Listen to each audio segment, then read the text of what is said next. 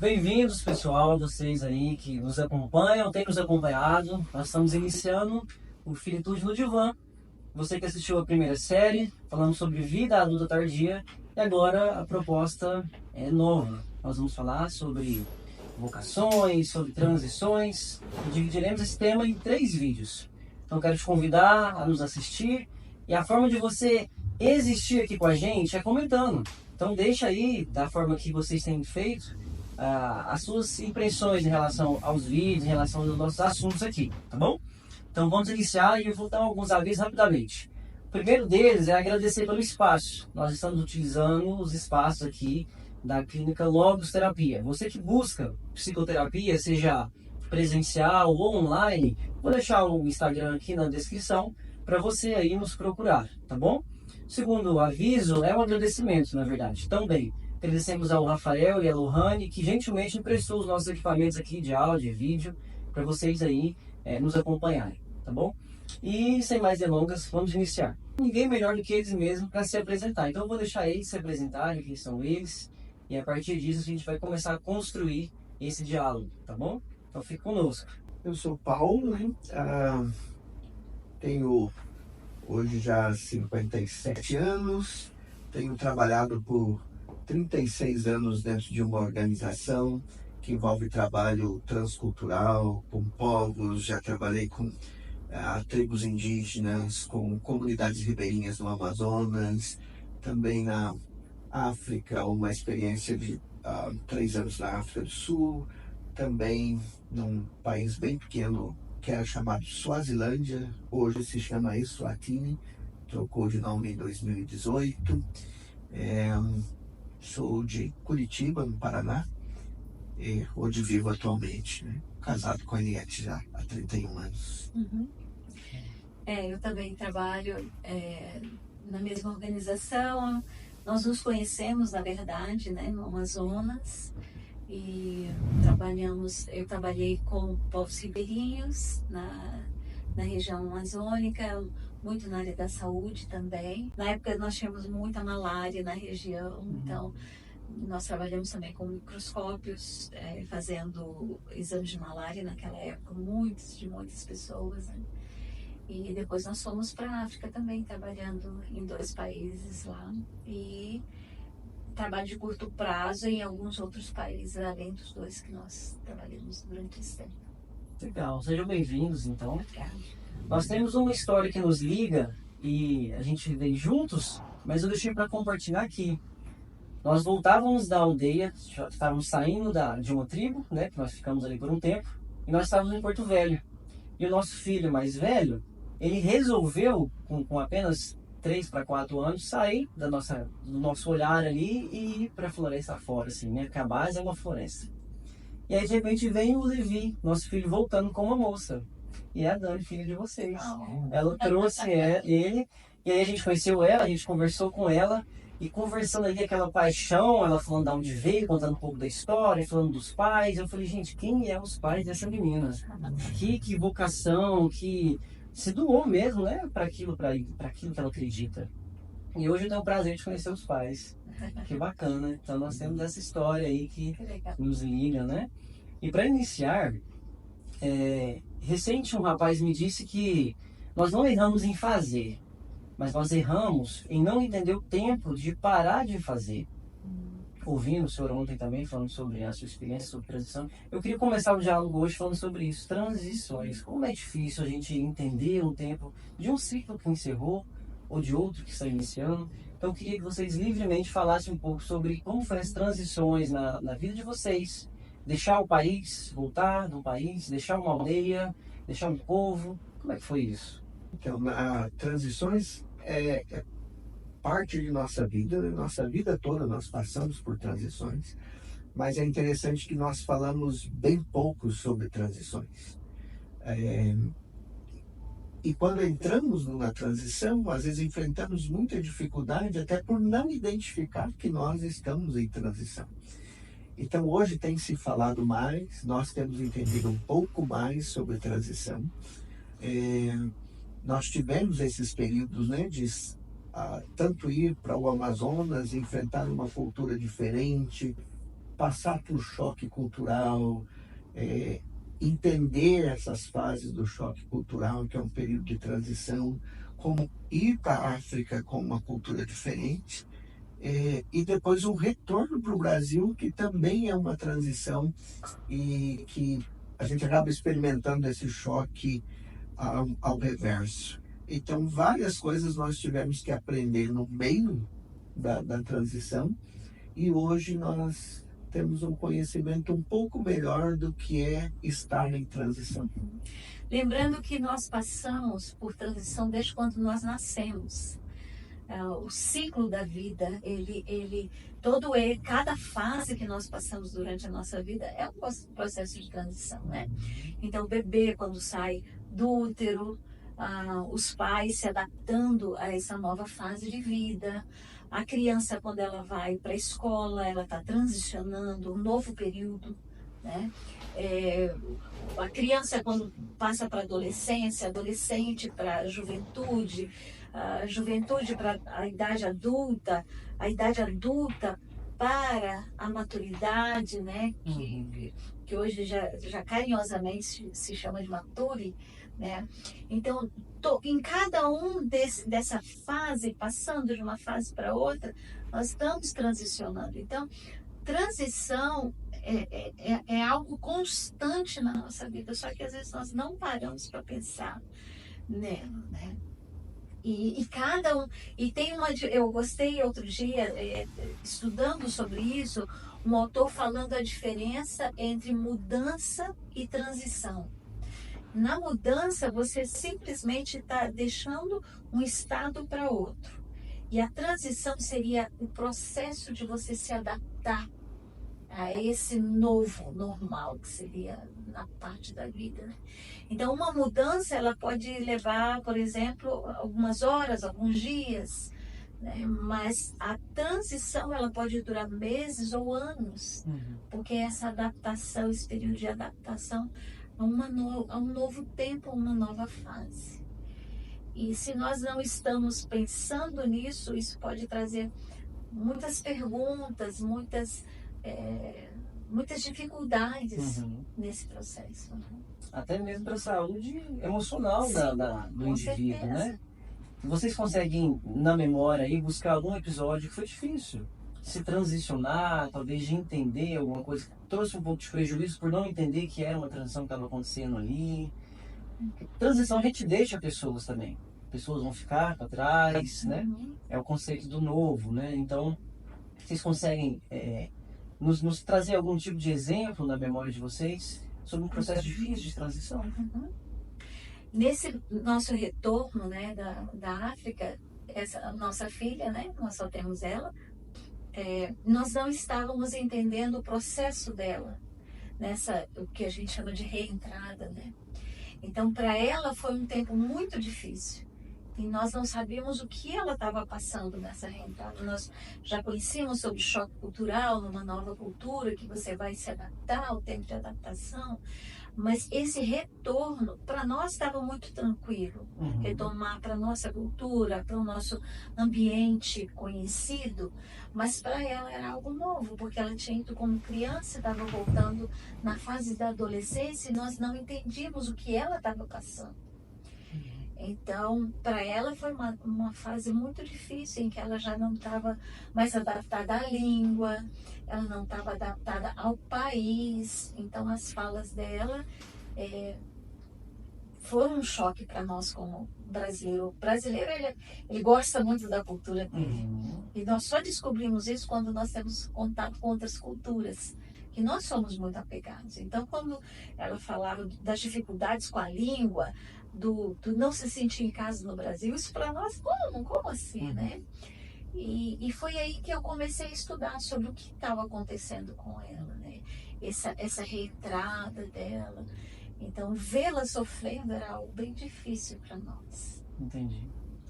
E o senhor, Paulinho, você consegue trazer na memória alguma experiência de transição? Acho que sim, eu lembro recém agora, estando na África ainda, algo que experimentei, né, na própria existência, que foi a minha mãe, esteve ainda com 67 anos, problema de saúde, e eu estava na África e tive que vir rápido, e estive uns dias com ela ainda na UTI e que ela acabou falecendo.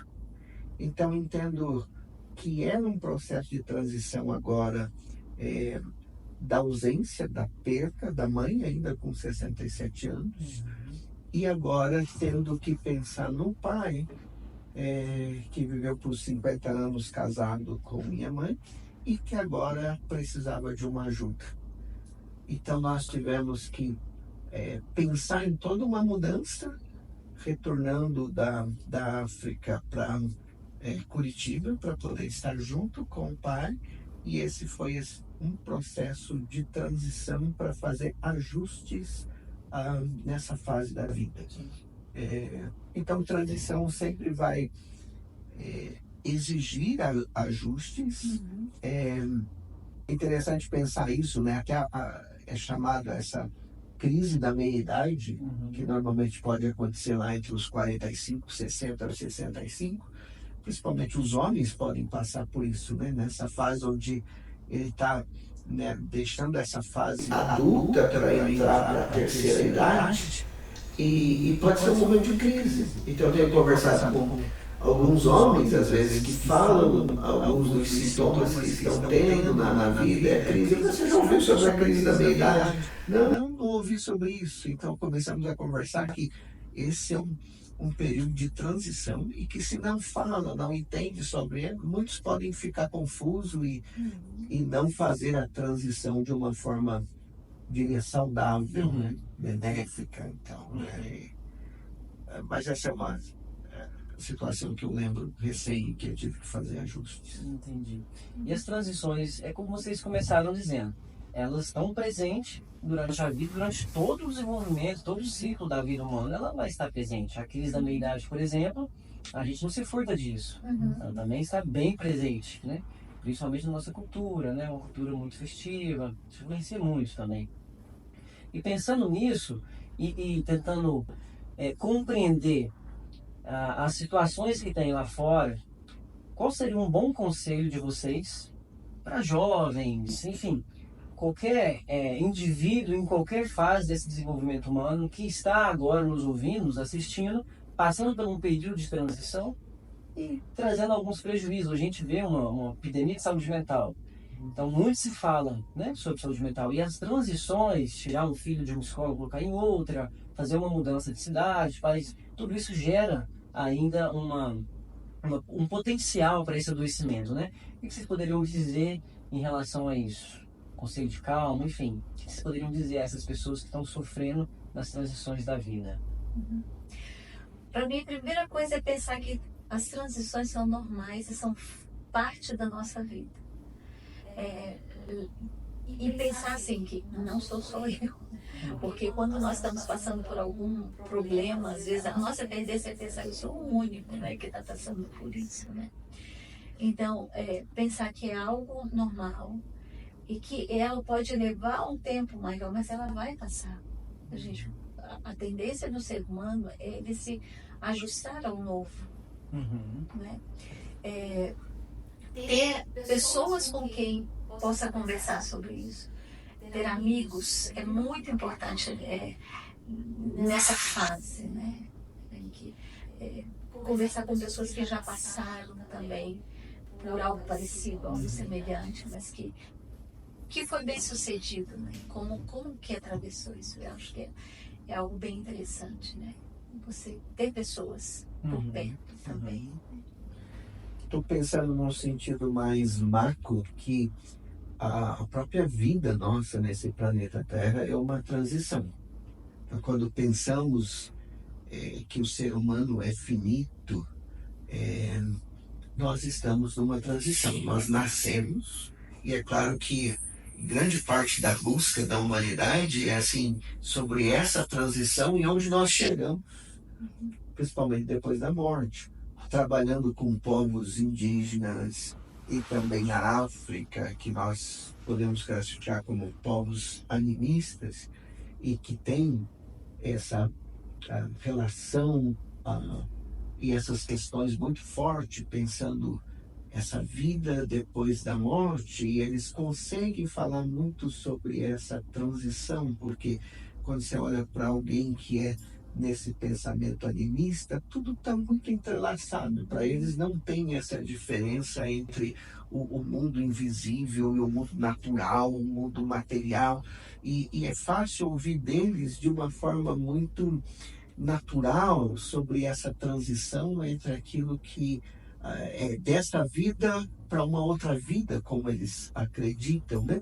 Isso é comum entre povos indígenas e também na África, né? Você consegue conversar com povos que isso é algo normal para eles, aquilo que às vezes nós estamos tentando descobrir umas respostas mais lineares, eles conseguem falar de uma forma mais macro essa transição da vida, essa passagem daqui para um outro mundo que para eles é tão real quanto esses que nós estamos. Então isso é enriquecedor ouvir desses povos como eles enxergam também essa transição da vida. Eu diria então tem uma transição que é macro, que todos nós tentamos achar uma resposta para o outro lado dessa ponte, que é a transição. E depois eu diria que nessa transição macro nós temos esses cortes pequenos da nossa vida, como a Eliette mencionou, né? O próprio ciclo da vida e as mudanças na nossa própria carreira ou cultura onde nós estamos, né? Mas é interessante perceber como essas culturas, eles estão entendendo essa transição macro, experimentando essa transição da vida, né? Então, eu diria como a Eliette, como um conselho é saber enxergar que realmente estamos numa transição e que existe resposta, existe esperança para essa ponte, essa transição onde nós estamos. Existe resposta para aquelas questões, né? É interessante, eu ouvindo o senhor falar agora, o senhor me trouxe muito na memória.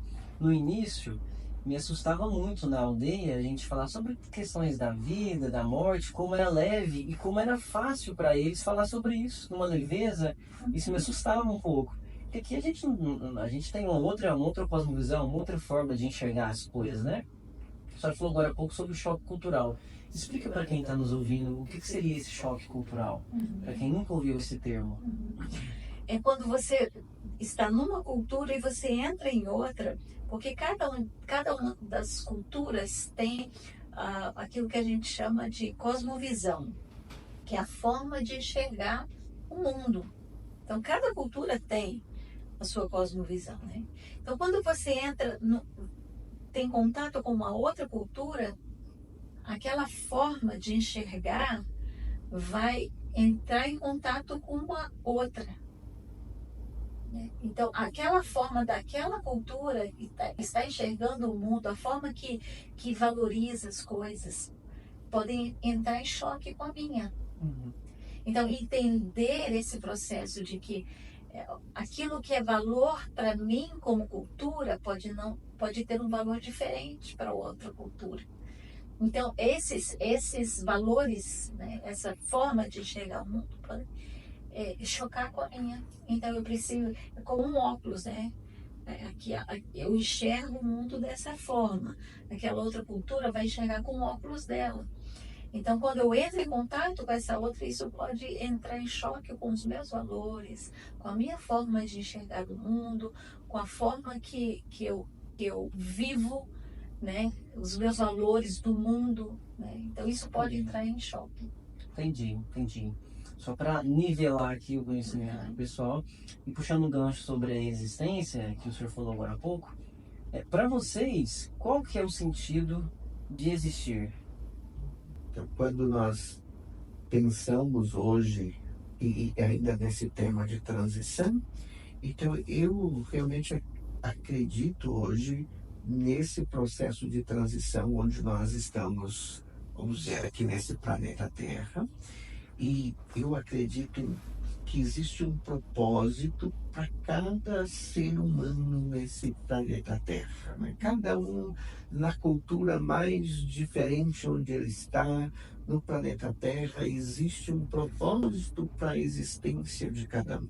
E nós podemos encontrar isso, nós podemos encontrar a razão por que nós estamos aqui, e isso dá sentido à vida para nós. Porque hoje, quando você olha o noticiário, a mídia, se torna desesperador. Alguém pode olhar assim, olha, tem seca no Rio Grande do Sul, tem chuva no Rio Grande do Sul, tem seca no norte, tem asteroide que vai atingir a Terra, e deixa uma pessoa desesperada quando ele limita só nesse planeta Terra. Só nesse tempo. Só nesse tempo. E se torna algo desesperador, sem esperança. Então, eu pessoalmente, eu tinha muito essas questões aos 19 anos de idade, aos 20 anos de idade, alguém que levantava todas essas questões, e o mundo para mim ia se tornando algo assim desesperador, mas eu encontrei um sentido na vida, propósito na minha vida dos 19 para os 20 anos de idade. Então eu descobri qual seria o meu chamado, a minha vocação, o meu propósito para estar nessa terra. E isso trouxe sentido para mim. Eu realmente acredito num Criador, creio que as coisas ficam inexplicáveis sem Ele, e creio que Ele tem um propósito para cada ser, para cada indivíduo que está nesse planeta Terra. Então isso me enche de esperança diante de todas essas situações assim desesperadoras que podemos ter. Você quer ver? Eu vou trazer um exemplo bem prático de a diferença quando você tem um propósito de vida nesse Criador. Eu trabalho com pessoas enlutadas, que é uma transição também, né? Quando se perde alguém com quem se tem um vínculo profundo, toda a vida muda nessa perda. E perder pessoas com que se tem um vínculo profundo é algo é um sofrimento muito profundo. Um dos sofrimentos mais profundos, por exemplo, são pais que perdem filhos. E eu acompanhando algumas pessoas enlutadas nessa perda tão profunda, tão doída, você vê quando a pessoa tem um propósito de vida com o Criador, e essa fase, essa transição da pessoa enlutada com o Criador, com esse sentido da vida, o sofrimento, ele se torna muito, ele ainda é profundo, mas tem esperança junto, e tem assim uma paz no meio do sofrimento, que algumas pessoas que com esse sentido da vida muito, muito certo e seguro, uma pessoa já falou para mim certa vez, eu estou experimentando uma paz tão grande que eu fico pensando, será que é normal, Eliette? Será que eu estou pensando, será que não está sendo muito estranho ter toda essa paz mesmo em meio a todo esse sofrimento, né? E a pessoa trouxe assim, eu tenho medo de perder tudo isso, será que eu vou esquecer dessa pessoa que eu perdi? De tanta paz que tinha. E aí eu fui trabalhando com a pessoa, né, de que ela estava se soltando da dor e abraçando a saudade, mas se soltando da dor. Mas essa é a diferença, que você não... É um desespero que não cabe aqui, junto com a esperança. Mas nesse sentido da vida que a pessoa encontrou, na qual ela está muito junto com o seu Criador. Existe um sofrimento, mas existe a esperança dissolvida ali no meio, né? Isso. História possível. Sim, exatamente. Esse sofrimento que é profundo, que é doído, e que a gente também não pode negar, né? Uhum. Não é simplesmente falar assim, não, o Criador entende, né? Isso vai passar logo. Não, mas é reconhecer aquela dor, aquele sofrimento que existe, mas ela convidar a esse Criador para fazer parte junto com ela, Uhum. né? Entendi. A gente está caminhando para o final e eu gostaria, na verdade, de... A gente sempre tem essa pergunta aqui, para todos que estão vindo, né? Sobre existir, sobre o sentido da vida, sobre essa epidemia de doença assim, mental que tem nos assolado. E com isso o número de auxílio tem aumentado, tanto na adolescência, em qualquer transição na vida, né? E se vocês pudessem olhar para alguém agora que perdeu a esperança, o propósito, o sentido, quer deixar a existência, o que vocês falariam para essa pessoa, assim? Eu acho que primeiro pensar em toda essa nossa conversa, nós temos um modelo de sociedade hoje que ele nos adoece. Então, quando você está falando mesmo sobre essa questão da saúde mental aumentando, tudo, o modelo de sociedade hoje é um modelo que nos adoece. Nós não sabemos lidar com a pressão, com tudo que acontece na sociedade hoje. E, claro, acho que a ciência começa a provar hoje que algumas coisas contribuem para isso, inclusive falta de perdão pode trazer consequências físicas na pessoa, né? Quando você pensa, falta de perdão pode trazer, inclusive, problemas cardíacos numa pessoa e por aí vai, né?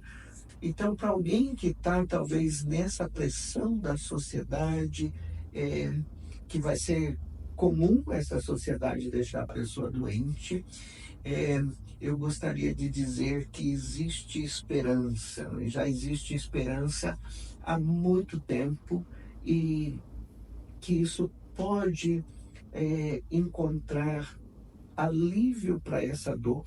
Eu creio que muitas pessoas que estão em desespero e tentando não ter mais sentido nessa vida, estão experimentando dor, quer resolver a questão da dor. E existe como lidar com o sofrimento humano. E muito vai ter que se desconectar daquilo que a própria sociedade está nos ditando hoje com aquilo que é a vida. Então, pode procurar ajuda, procura pessoas com quem pode conversar e quem pode te orientar nesse sentido da vida. E existem maneiras que pode ajudar a ficar livre dessa dor e desse desespero. Quando nós falamos sobre um Criador, ele entende essa dor, esse sofrimento, e ele sabe o que você está passando. Ele sabe o que é rejeição, o que é não encontrar pessoas, às vezes, ao redor que possam entender a dor. Ele sabe de tudo isso. E não é apenas uma filosofia, mas trazendo como uma pessoa. Então, esse relacionamento com o Criador pode fazer toda a diferença na sua vida. Então, talvez você já experimentou tantas coisas, mas que tal experimentar o sentido da vida com esse Criador que criou, que fez você e que sabe o que está se passando aí dentro. Ótimo, gente, ótimo. E para encerrar, de forma objetiva, o que é a espiritualidade para vocês? A espiritualidade, para mim, eu encontrei o sentido disso, como falei, com 19, 20 anos de idade. Eu vim entender isto, que é esse relacionamento com o mundo espiritual que é real, que existe, que tomou forma para mim. E no meu caso, foi um relacionamento pessoal com a pessoa de Jesus. Aos 19 para 20 anos de idade, aquilo que eu conhecia como algo histórico, ou falado, ou religioso, se tornou real. É um relacionamento hoje com a pessoa de Jesus. E à medida que eu tenho convivido com outras culturas, eu vejo o quanto essa busca por espiritualidade é real em todos, nos povos das florestas, nos povos da África. É uma busca por essa espiritualidade e que é algo real. Hoje, para mim, eu não tenho dúvida de que esse mundo espiritual existe, e esse relacionamento com, no meu caso, com a pessoa de Jesus, que se tornou algo real. E hoje já se, nas próprias ciências, né, já se admite que existe algo além da alma, não é? Que é o espírito humano. Né? Eu sei que tem conceitos diferentes, né, do que é o espírito, essa parte do homem que para nós hoje está muito conectado o corpo ao espírito, uma integração em tudo isso. Então hoje já se é conhecido, né? já se é reconhecido que existe mais do que a alma em si, né? Mas essa parte que a logoterapia chama de noético, né? Então a espiritualidade é o reconhecimento desse lado espiritual no meu conceito, algo no meu espírito que pode ter também contato com o espírito de um Criador, de um ser superior a mim, que me fez, e esse relacionamento do meu espírito com o espírito dele. Né? Então, que traz todo esse sentido da vida, que traz a paz que excede a todo, que é muito maior do que o entendimento da minha mente. É algo no meu espírito que vai reverberar, né, na minha alma e no meu físico. Isso. Gente, ó, muito obrigado, tá, por participar conosco aqui, enriquecer esse momento.